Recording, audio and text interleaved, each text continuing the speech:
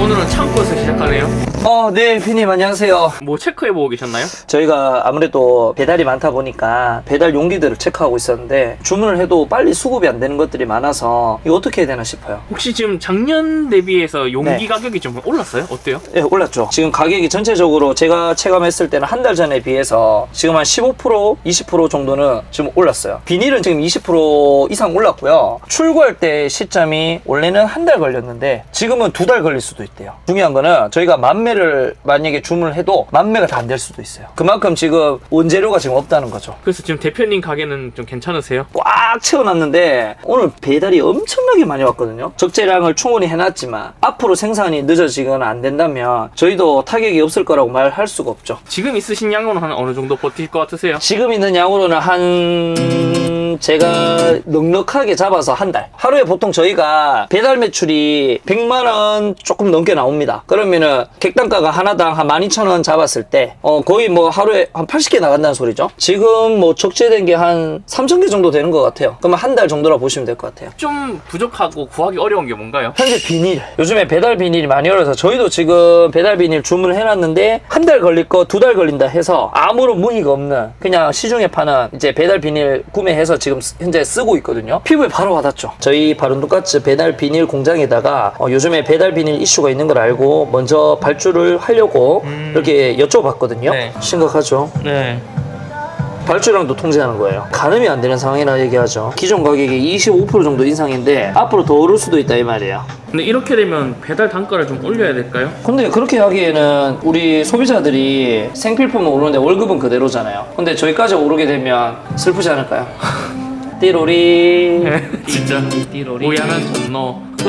올해 원래 세계 경제가 호황이라는 전망이 많았잖아요. 맞죠. 그때 당시에 투자를 해서 인테리어를 해서 또 몸을 또 지금 현재 갈아놓고 있는 사장님들, 대표님들이 너무너무 진짜 안쓰러워요. 제가 분명히 하나 얘기 드릴 수 있는 건 친구 좋아하시는 사장님들, 대표님들, 지금 이 시기에는 친구보다 가족이 우선입니다. 좀 조용하실 때는 가족들하고 시간 좀 더 보내시면서 그런 시간 가지는 것도 방법이지 않을까.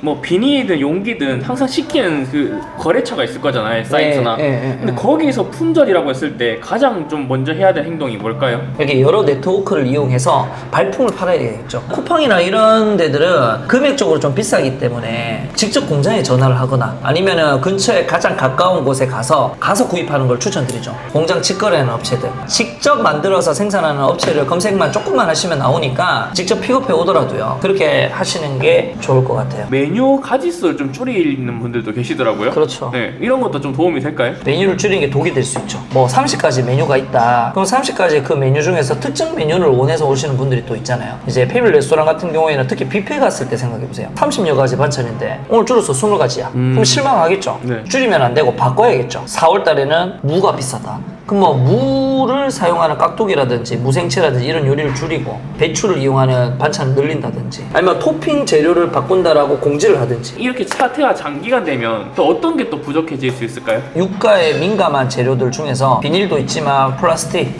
이런 것들도 대상이 되겠죠. 상승 단가가 반영된 것들도 지금 있거든요. 짧은 시간인데도. 그래서 앞으로가 전진이 길어지면 가파르게 오르겠죠. 올라도 어떻게 하겠어요? 제가 고기 먹을 거 라면 한번 먹으면 되죠. 제가 희생하겠습니다. 월 1억이라든지 매출이 높아도 망하는 사장님들이 좀 주위에 좀 있으세요? 네. 엄청 많죠. 원가 관리를 잘 못했고 인원 관리를 잘 못해서 그래요. 들으셔도 돼요. 1억을 팔면 1억에 맞는 포지셔닝을 해줘야 되는데 실제로는 1억 5천을 팔아야 되는, 매출을 해야 되는 인력 세팅을 해놓은 거죠. 매출이 높다고 해서 순수익이 매출 비례해서 순수익이 나오지는 않습니다. 절세를 그만큼 하지 못하면 그만큼 또 세금이 많이 나오게 되고요. 기타 비용이 많이 나가게 되면은 앞에서 벌고 뒤에서 까먹는 그런 경우가 많이 발생하게 되죠. 매출이 높으면 높을수록 또 내가 책임져야 될 것들도 많아지고요. 내가 어느 포지션에 두고 어느 정도 매출을 올리는 게 나을지 잘 봐야 될 것 같아요. 왜냐하면 결국에는 매출 이꼬르 이익이 아니거든요. 장사는 결국 뭐다? 100만원 벌 일을 200만원 벌고 300만원 벌고, 내가 회사 생활을 하면 300 벌 걸 장사해서 1000만원 버는 게 목표잖아요. 그렇기 때문에 내 몸을 갈아놓고 하는 거기 때문에 순이익이 중요하다는 거 다시 말씀드리고 싶습니다. 정말 숫자 하나하나 잘 계산해야 돼요. 그때그때 막 시장에 가 가서 내가 콩나물을 뭐 100원 싼 거, 200원 싼 거, 300원 싼 거 서치하는 게 중요한 게 아니고 결국에는 그 시간을 내가 뭘 하느냐, 어떻게 시스템을 그걸 만드느냐 사업은 달린 것 같습니다. 이렇게 장사 컨설팅 하는 거 영상들 보면 네. 가짜 수익에 속으면 안 된다고 하거든요. 그렇죠, 그 그렇죠. 가짜 수익은 좀 어떤 걸까요? 배달 비중이 많은 곳들, 예를 들어서 1억을 팔았어요, 배달 매장에서. 우리가 보통 생각했을 때는 나가는 것들이 뭐 나가요? 고정 비용이, 인건비, 재료비, 뭐 월세, 기타 잡비, 공과금, 세금 이렇잖아요. 네. 배달은 또 거기다가 또 플랫폼 수수료가 엄청나게 많이 나간단 말이에요. 무슨 뭐 땡땡땡땡 브랜드가 요즘 매출 뭐 1억, 평균 매장 5천만 원 이렇게 찍혀서 광고하지 않습니까? 실존의 배달 비중과 홀 비중이 어떻게 되고 이런 것들을 세밀하게 다 체크해 봐셔야 돼요. 솔직히 말해서 매출만 보고 그게 순이익이라고 생각하고 덤벼들기 쉽거든요. 그러다가 폐가 망신하죠. 우리 시그니처가 체다 치즈잖아요. 네. 그거 만약에 배달로 하나 팔면 어느 정도 남을 수 있나요? 등심 무게가 170g이고 그리고 체다 치즈 소스가 한 2,000원 정도 들어가고 15,900원에 원재료가 5,500원? 뭐 배달을 한다 치면 배달 용기 가격이 또 나올 거고 인건비, 월세, 부가세 이런 거 생각해야 되니까 15,900원짜리 체다 치즈 하나 팔면 홀 기준으로 하면은 한 40% 남는 것 같아요. 세금 떼고입니다. 근데 이제 거기에서 변수가 많죠. 기준선을 넘어야 수익화되는데 그 기준 매출을 못 넘으면은 수익이 더 떨어지기 때문에 쉽게 말하면은 뭐 하루에 100개 파는 매장과 하루에 200개 파는 매장의 마지노선이 다르잖아요. 뭐 한 15,900원 체다 치즈 하나를 판매했을 때 순수익이 한 8,000원, 7,000원 정도 되는 것 같습니다. 배달에서는 수수료가 한 거의 뭐 한 20몇 프로 깎이니까요. 그게 웃긴 게 순수익에서 30% 깎이는 게 아니고요. 네. 매출에서 깎이는 거예요. 네. 그러면 실제로는 50% 깎인다 봐야 되거든요. 네.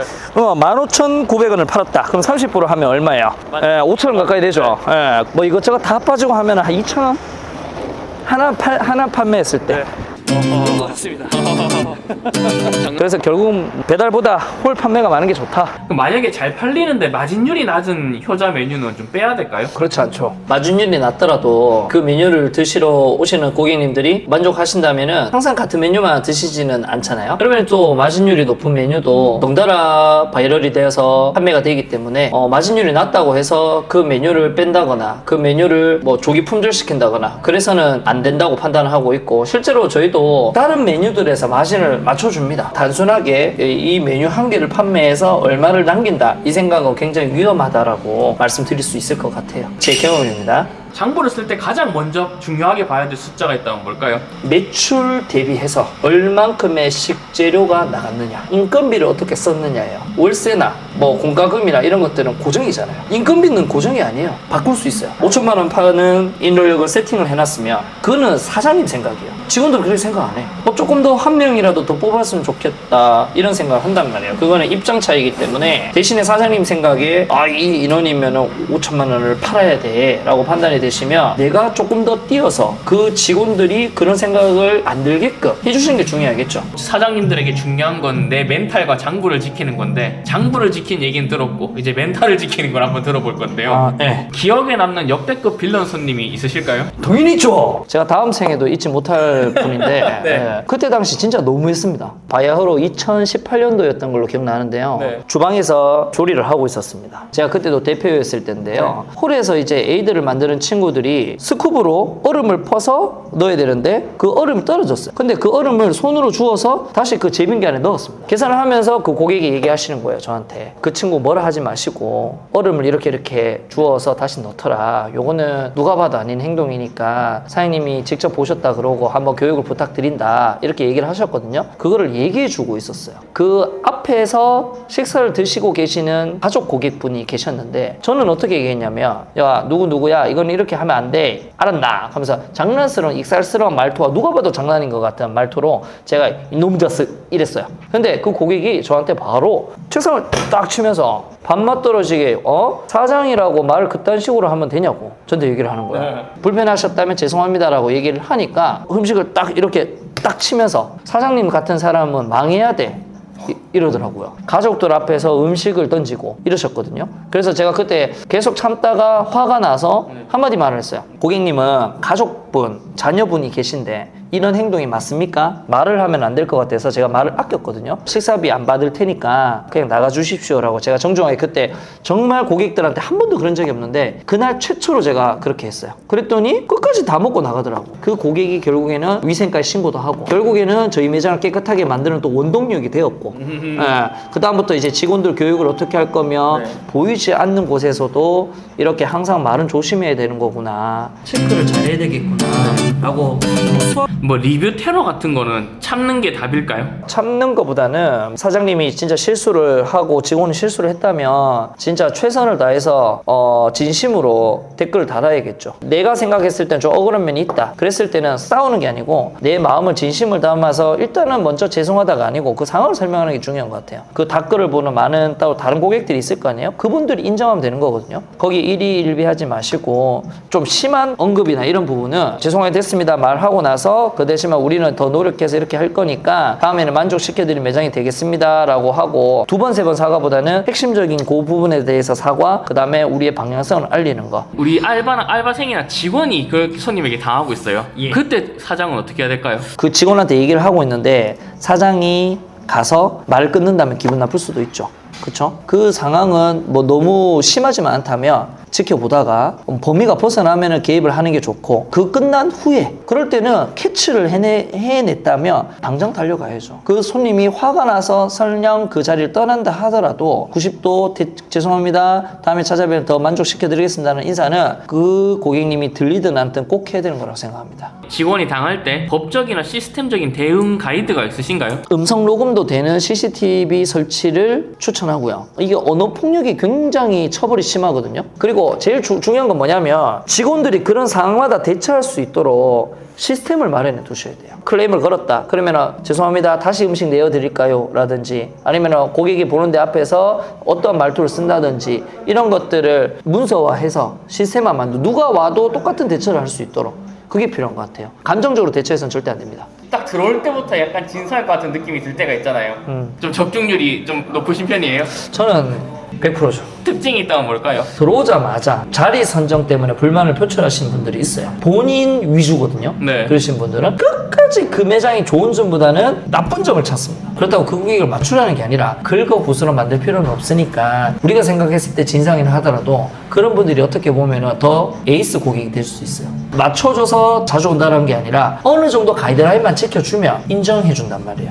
또 그런 고객님들이 까다로운 만큼 소문도 잘 내줘요. 욕하거나 때리지 않는 이상은 우리 고객이에요. 네, 범위만 벗어나지 않으면 무조건 우리 매장에 오는 손님은 내 단골이다. 인정받을 수 있게끔 노력하시면 될 것 같아요. 어이없는 태클 당해보신 적 있나요?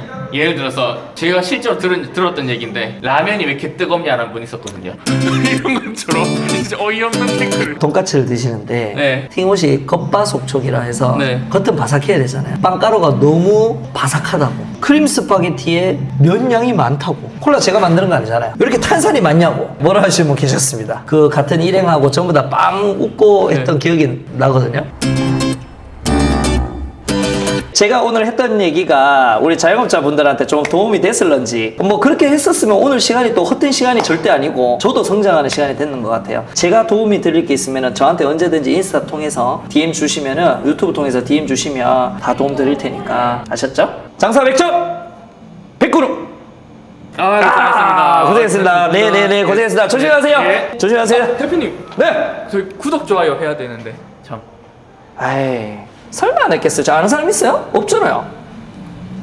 했을 거예요. 네. 했어요. 다 해줬어요.